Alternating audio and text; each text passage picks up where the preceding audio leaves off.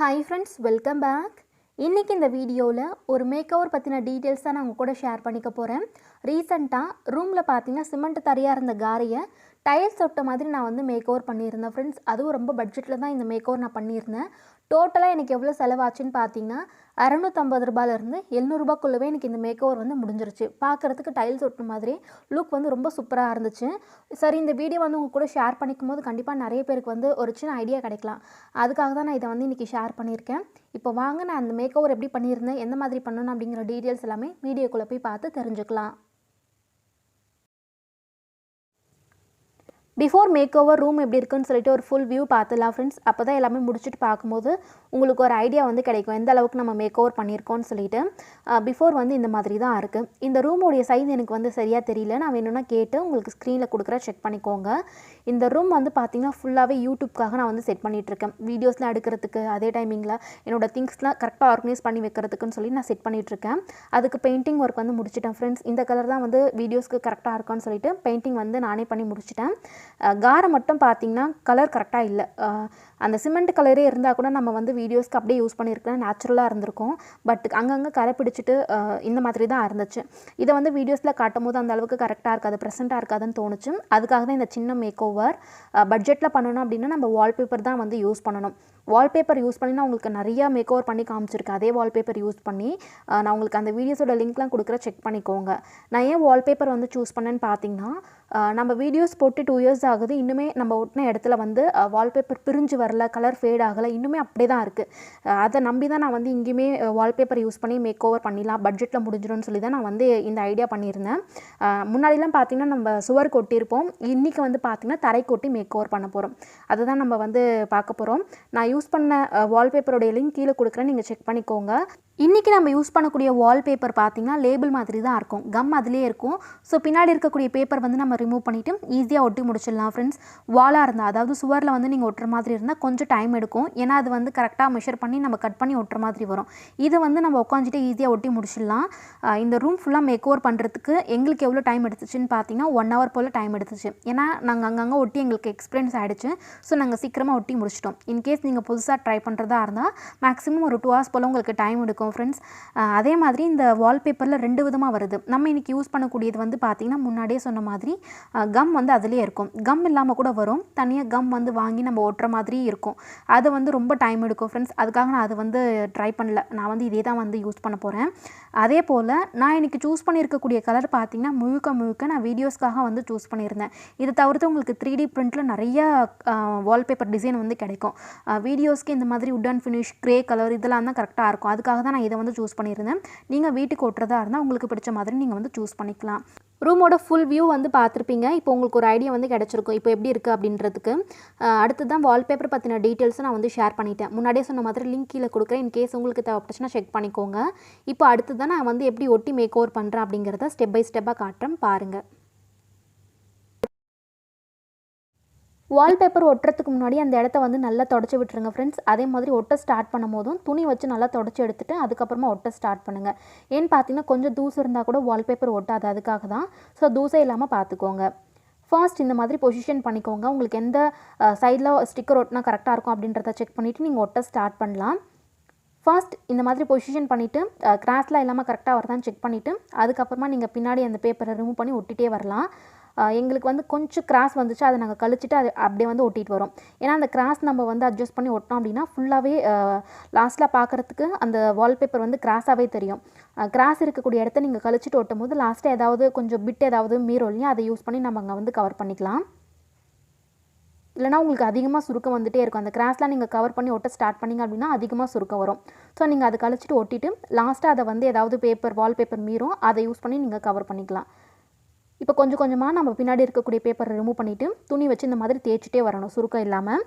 ஏதாவது ஃப்ளாட்டாக இருக்கக்கூடிய ப்ரஷ் இல்லை ஏதாவது சீப்பு கூட யூஸ் பண்ணலாம். பட் அதெல்லாம் யூஸ் பண்ணும்போது வால்பேப்பர் பார்த்திங்கன்னா டேமேஜ் ஆகுது. நாங்கள் நிறைய ட்ரை பண்ணியிருக்கோம். இந்த துணியாக இருந்துச்சு அப்படின்னா நமக்கு வால்பேப்பருக்கும் ஒன்றும் ஆகாது, டேமேஜ் ஆகாது, நம்ம தேய்க்கிறதுக்கும் ரொம்ப ஈஸியாக இருக்கும். ஒரு டைம் தேய்ச்சாலே நல்லா வந்து ஒட்டிக்கும். அதுக்காக நாங்கள் வந்து இந்த டவல் தான் யூஸ் பண்ணுவோம். ஏதாவது காட்டன் துணியாக எடுத்துக்கோங்க, அப்போ தான் க்ரிப்பாக இருக்கும். இந்த மாதிரி கொஞ்சம் கொஞ்சமாக பேப்பர் ரிமூவ் பண்ணிவிட்டு ஒட்டிகிட்டே வரணும். தரை வந்து உங்களுக்கு எந்த மேடும் பள்ளமும் இல்லாமல் எல்லாமே கரெக்டாக ஒரே ஈவனாக இருந்தால் உங்களுக்கு இந்த லுக்கே பார்த்தீங்கன்னா ரொம்ப வேறு லெவலில் இருக்கும் ஃப்ரெண்ட்ஸ். மேடும் பள்ளமாக இருந்தால் இந்த மாதிரி கொஞ்சம் ஹைலைட் பண்ணி அந்த இடத்த மட்டும் காமிக்கும். அது மட்டும்தான் ஒரு சின்ன ட்ராபேக். இப்போ பார்த்தீங்கன்னா உங்களுக்கு தெரியும், இந்த இடத்துல மட்டும் அந்த சிமெண்ட்லாம் வந்து பிடிச்சிட்டு போகாமல் இருந்துச்சு இல்லையா, அது வந்து அப்படியே தெரியுது. பட் வேறு வழி இல்லைன்னு சொல்லி நாங்கள் அப்படியே தான் ஒட்டியிருக்கோம். அந்த இடம் மட்டும்தான், மற்ற இடத்துல எதுவுமே இல்லை. சூப்பராக ஒட்டிடுச்சு. இந்த இடத்துலையுமே ஒட்டியிருக்கு. பட் அந்த ஸ்ட்ரக்சர் வந்து பார்த்திங்கன்னா மேலே அப்படியே காமிக்குது. கிழிஞ்செலாம் போல், நல்லா ஒட்டிட்டு தான் இருக்குது. பட் அந்த இடம் மட்டும் கொஞ்சம் சுருக்கமாக தெரியுது. பார்த்தீங்கன்னா உங்களுக்கே தெரியும். நான் அதையுமே காமிச்சிட்றேன். இன்கேஸ் உங்களுடைய தரை இந்த மாதிரி இருந்துச்சுன்னா நீங்கள் ஒட்டி முடிக்கும் போது ஃபினிஷிங் இந்த மாதிரி தான் இருக்கும். ஃபுல்லாக ஈவனாக இருந்தால் உங்களுக்கு ஃபினிஷிங் வந்து வேறு லெவலில் கிடைக்கும். இப்போ அதுக்கு கீழே பார்த்தீங்கன்னா எந்த மேடும் பள்ளமும் இல்லாமல் க்ளீனாக இருக்குது பாருங்கள். அங்கே வந்து இருக்கக்கூடிய ஃபினிஷிங்க்கும் இங்கே இருக்கக்கூடியதுக்கும் உங்களுக்கே டிஃப்ரென்ஸ் தெரியும் அப்படின்னு நினைக்கிறேன். இந்த மாதிரி மேடும் பள்ளமாக இருக்கக்கூடிய இடத்த ஒட்டும் போது கொஞ்சம் வந்து கேர்ஃபுல்லாக மெதுவாக தேய்ச்சி விடுங்க. இப்போ ஒரு லைன் வந்து நம்ம ஒட்டி முடிச்சிட்டோம் ஃப்ரெண்ட்ஸ். இப்போ வந்து இதை கட் பண்ணி எடுத்துடலாம் எக்ஸ்ட்ரா இருக்கக்கூடியதை. அப்போ தான் அடுத்த லைன் வந்து நம்ம ஒட்ட முடியும். இதை ஒட்டும் போது சைடில் வந்து எக்ஸ்ட்ரா இருக்க மாதிரிலாம் வந்து ஒட்டாதீங்க ஃப்ரெண்ட்ஸ். அந்த தரை வந்து கரெக்டாக எங்கே ஃபினிஷ் ஆகுதோ அதோடு வந்து ஒட்டி முடிச்சுடுங்க. இன்கேஸ் நீங்கள் எக்ஸ்ட்ரா கட் பண்ணிட்டாலும் லாஸ்ட்டில் வந்து எது வந்து தரைக்கு மேலே இருக்கோ அது எல்லாமே கட் பண்ணி எடுத்துருங்க. ஏன்னா காற்று உள்ளே போச்சுன்னா உங்களுக்கு கம் வந்து சீக்கிரமாக போயிடும். சீக்கிரமாக உங்களுக்கு பிரிஞ்சு வரதுக்கு சான்ஸ் இருக்குது. ஸோ காற்று போகாமல் இருக்கணும் அப்படின்னா நம்ம தரை வந்து எங்கே முடியுதோ அதோடு வந்து கட் பண்ணணும். இப்போ கொஞ்சம் வந்து எக்ஸ்ட்ரா இருக்குது, அது நம்ம லாஸ்ட்டாக கட் பண்ணி எடுத்துடலாம். இப்போ ஒரு லைன் பார்த்தீங்கன்னா நம்ம ஒட்டி முடிச்சிட்டோம் ஃப்ரெண்ட்ஸ். ஒட்டி முடிச்சதுக்கப்புறமா இந்த மாதிரி துணி வச்சு ஒன்ஸ் நல்லா தேய்ச்சி விட்டுக்கோங்க. ஏன்னா எங்கேயாச்சும் ஹேர் பபிள் இருக்கலாம், ஸ்டிக்கர் ஒட்டாமல் இருக்கலாம். இந்த மாதிரி தேய்க்கும் போது அதுவும் செட் ஆகிடும். அதுக்காக தான் லைட்டாக இந்த மாதிரி தேய்ச்சி விட்டுக்கோங்க. கொஞ்சம் கிராஸ் இருக்குது பார்த்தீங்களா, அதை வந்து நம்ம கவர் பண்ணி ஒட்டியிருந்தோம் அப்படின்னா கண்டிப்பாக நமக்கு ஃபினிஷிங் வந்து கிராஸாக தான் கிடச்சிருக்கும். ஒரு மாதிரி கரெக்டாக வந்திருக்காது. அதே டைமிங்கில் சுருக்கம் அதிகமாக வந்திருக்கும். ஸோ அந்த கிராஸ் கழிச்சிட்டு நம்ம ஒட்டும் போது நமக்கு ஒட்டுறதுக்கும் ஈஸியாக இருக்கும், சுருக்கம் அதிகமாக வராது. அதுதான் மெயின் பாயிண்ட் இதில். அந்த கிராஸ்க்கு வந்து நம்ம ஏதாவது பேட்ச் வந்து போட்டுக்கலாம். ஸ்டிக்கர் கண்டிப்பாக மீறும் இல்லையா, அதை கட் பண்ணி ஒட்டிக்கலாம். இப்போ ஒரு லைன் ஒட்டி முடிச்சாச்சு. இதே மாதிரி தான் பக்கத்தில் ஒட்டணும். நீங்கள் எந்த பொசிஷனில் ஸ்டார்ட் பண்ணிங்களோ அதே தான் பார்த்தீங்கன்னா முடிக்கிற வரைக்கும் நீங்கள் கண்டினியூ பண்ணணும். இப்போ முன்னாடி எப்படி ஒட்டணுமோ அதே பொசிஷனில் இருந்து இப்போ ஒட்ட ஸ்டார்ட் பண்ணலாம். எப்படி ஒட்டுறோம் அப்படிங்கிறத காமிக்கிறேன் பாருங்கள். இப்போ செகண்ட் லைன் வந்து நம்ம ஒட்ட ஸ்டார்ட் பண்ணியிருக்கோம். அதே மாதிரி பொசிஷன் பண்ணிட்டு தான் ஒட்ட போகிறோம் ஃப்ரெண்ட்ஸ். பட் இதில் என்ன விஷயம் கவனிக்கணும் அப்படின்னா, முன்னாடி ஒரு லைன் ஒட்டியிருக்கோம் இல்லையா, அந்த ஸ்டிக்கருக்கு மேலே இப்போ ஒட்டக்கூடியதை வந்து ஒரு 1/2 இன்ச் அளவுக்கு மேலேயாச்சும் ஒட்டுற மாதிரி பார்த்துக்கோங்க. ஏன்னா அப்போ தான் ஜாயின் போட்ட மாதிரி தெரியாது, நமக்கு பிரிஞ்சு வராது.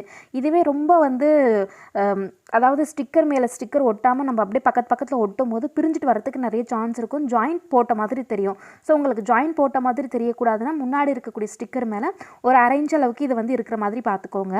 முன்னாடி எப்படி பொசிஷன் பண்ணி நம்ம ஒட்ட ஸ்டார்ட் பண்ணுமோ அதே மாதிரி தான் துணி வச்சு கொஞ்சம் கொஞ்சமாக தேய்ச்சிட்டு நம்ம ஒட்டிகிட்டே வரணும். இந்த மாதிரி எங்கேயாச்சும் உங்களுக்கு சுருக்க வர மாதிரி இருந்துச்சுன்னா அது லைட்டாக அந்த மாதிரி தேய்ச்சி விடும்போது உங்களுக்கு ஈஸியாக வந்து போயிடும். இதே மாதிரி தான் நம்ம பக்கத்தில் ஒட்ட போகிறோம். நான் ஃபர்ஸ்ட் பார்த்தீங்கன்னா 2 ரோல் மட்டும்தான் இந்த வால்பேப்பர் வாங்கியிருந்தேன் ஃப்ரெண்ட்ஸ். நான் ஃபர்ஸ்ட் வாங்கும்போது ப்ரைஸ் பார்த்தீங்கன்னா 189 ருபீஸ் இருந்துச்சு. ஸோ நான் 2 ரோல் வாங்கியிருந்தேன். 2 ரோல் யூஸ் பண்ணி ஃபுல்லாக வந்து ஒட்டி முடிச்சிடலான்னு சொல்லிட்டு. ஆனால் ரூம் வந்து பார்க்குறதுக்கு சின்னதாக இருந்தாலும் ரொம்ப பெருசாக தான் இருந்திருக்கு போல். ஸோ எனக்கு 2 ரோல் வந்து பத்தலை, 3 ரோல் தேவைப்பட்டுச்சு. நான் திரும்பவும் பார்த்தீங்கன்னா இன்னொரு ரோல் ஆர்டர் பண்ணி வாங்கி தான் ஒட்டியிருந்தேன். ஸோ ஃபர்ஸ்ட் டே பார்த்திங்கன்னா நாங்கள் 3 ரோ மட்டும்தான் ஒட்டியிருந்தோம். அதாவது இந்த 3 லைன் மட்டும்தான் ஒட்டினோம். 4வது லைன் எங்களுக்கு வால்பேப்பர் இருந்துச்சு, பட் ஜாயின் போட்டு ஒட்டுற மாதிரி வந்துச்சு. அந்த இடத்துல ஜாயின் போட்டால் கரெக்டாக இருக்காதுன்னு சொல்லிட்டு ஜாயிண்ட் இல்லாமல் எந்த அளவுக்கு முடிக்க முடியுமோ அதுக்கேற்ற மாதிரி முடிச்சுட்டு மீதி இருக்கக்கூடிய ஸ்டிக்கர் நாங்கள் அப்படியே வச்சுட்டோம். இப்போ 3வது லைன் நம்ம ஒட்டிகிட்ருக்கோம். பார்த்திங்கன்னா உங்களுக்கு தெரியும். இந்த 3வது லைனோட ஃபர்ஸ்ட் டே பார்த்திங்கன்னா நாங்கள் ஸ்டாப் பண்ணிட்டோம். எங்களுக்கு இந்த 3 லைன் ஒட்டுறதுக்கு மேக்ஸிமம் ஒரு 1/2 hour கிட்ட தான் ஆச்சு, அவ்வளோதான் ஆச்சு. 3 லைன் ஒட்டி முடிச்சதுக்கப்புறமா இன்றைக்கி நாங்கள் ஒர்க் வந்து ஸ்டாப் பண்ணிட்டோம். திரும்பவும் நான் வந்து அந்த ஸ்டிக்கர் ஆர்டர் பண்ணிவிட்டு அது வரத்துக்கு எனக்கு 2 நாள் ஆச்சு. 2 நாள் கழித்து வந்ததுக்கப்புறமா தான் நாங்கள் திரும்பவும் ஒட்ட வந்து ஸ்டார்ட் பண்ணியிருந்தோம். மீதி கொஞ்சம் ஸ்டிக்கர் இருக்குது, பட் அது ஜாயின் போட்டு ஒட்டுற மாதிரி இருக்கவே நாங்கள் அதை வந்து ஒட்டல. அங்கே பார்க்க அழகாக இருக்காதுன்னு சொல்லிட்டு எண்டிங்கில் எங்கேயாச்சும் நம்ம ஜாயின் போட்டுக்கலாம் அப்படின்றதுக்காக அதை வந்து நாங்கள் பெண்டிங்கில் வச்சோம். இப்போது 2 நாள் கழித்து பார்த்திங்கன்னா ஸ்டிக்கர் எனக்கு வந்து ரிசீவ் ஆகிடுச்சு. நாங்கள் திரும்ப ஒட்ட ஸ்டார்ட் பண்ணியிருக்கோம். இப்போ வந்து பார்த்திங்கன்னா நம்ம 4வது லைன் வந்து ஒட்டிகிட்ருக்கோம். அதே மாதிரி தான் அந்த ஸ்டிக்கருக்கு மேலே 1/2 inch இருக்கிற மாதிரி பார்த்து நாங்கள் ஒட்டிகிட்ருக்கோம். நீங்கள் பார்த்திங்கன்னா தெரியும்.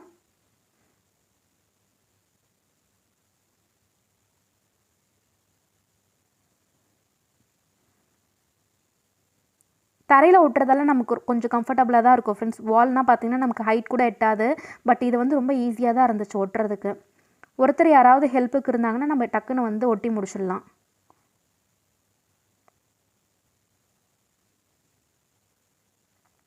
இதே மாதிரி ஃபுல்லாக வந்து நான் உங்களுக்கு ஒட்டி முடிச்சுட்டு லாஸ்ட்டாக காட்டுறேன்.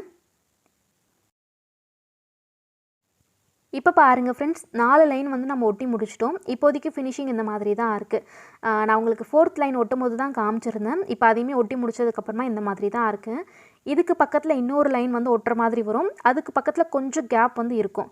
அதுக்கு வந்து நம்ம ஜாயின் போடுற மாதிரி தான் வரும். அதாவது கொஞ்சம் கொஞ்சம் பிட்டு வந்து மீதி இருக்கும் இல்லையா, வால்பேப்பர், அதை வந்து கட் பண்ணி நம்ம ஃபினிஷ் பண்ணுற மாதிரி தான் இருக்கும். நான் உங்களுக்கு காட்டுறேன்.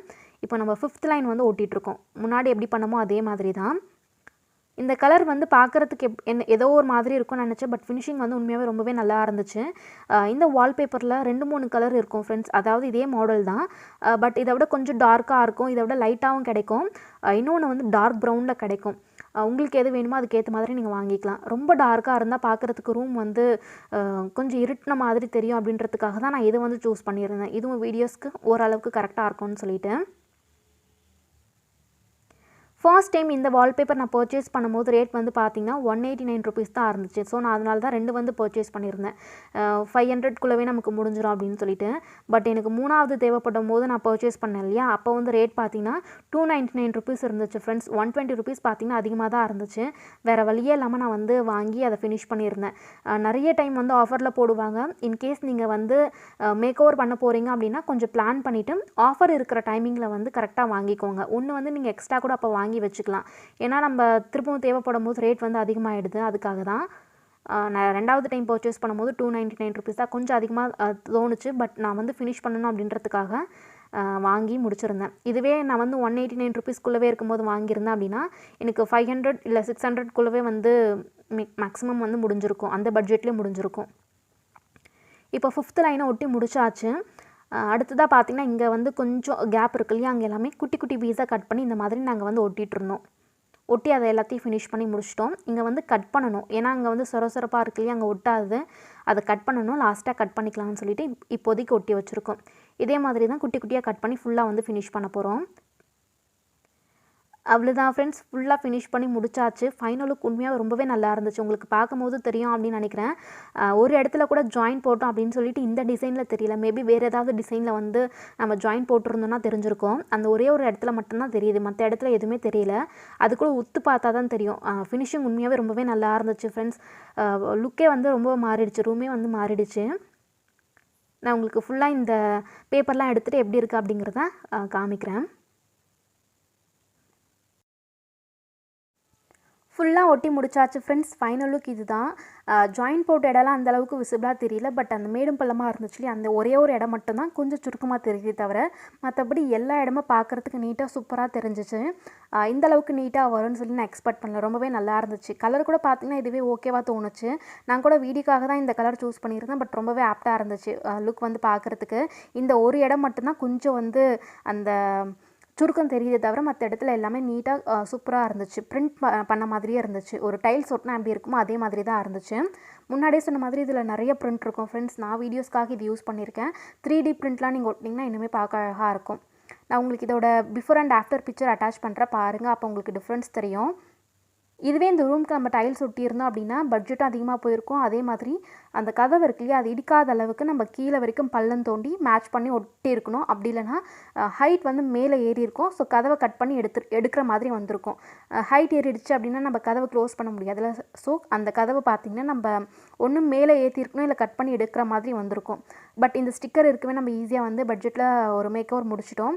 அந்த வால்பேப்பர் வந்து ஆஃபர் இருக்கும்போது வாங்கினீங்கன்னா பட்ஜெட்டில் முடிச்சிடலாம். ஸோ நீங்கள் மேக் ஓவர் பண்ண போகிறீங்கன்னா ஒரு 1 மந்த் இல்லை 2 மந்த்துக்கு முன்னாடியே பிளான் பண்ணிக்கோங்க. எப்போ ஆஃபர் வருதோ நீங்கள் அப்போ அந்த ஸ்டிக்கரை வாங்கி வச்சுட்டு நீங்கள் மேக் ஓவர் பண்ணிக்கலாம். நிறைய ஸ்டிக்கர் பிராண்ட் வருது. இப்போ அதில் ஒரு சிலதில் பார்த்தீங்கன்னா ஸ்டிக்கரோடைய கம் வந்து நல்லா இருக்க மாட்டேங்குது. ஸோ அதை மட்டும் நீங்கள் எந்த பிராண்டாக வாங்கினாலுமே அதை வந்து செக் பண்ணிவிட்டு ஒட்டுங்க. அப்போ தான் கரெக்டாக இருக்குன்னு பிரிஞ்சு வந்துடும்.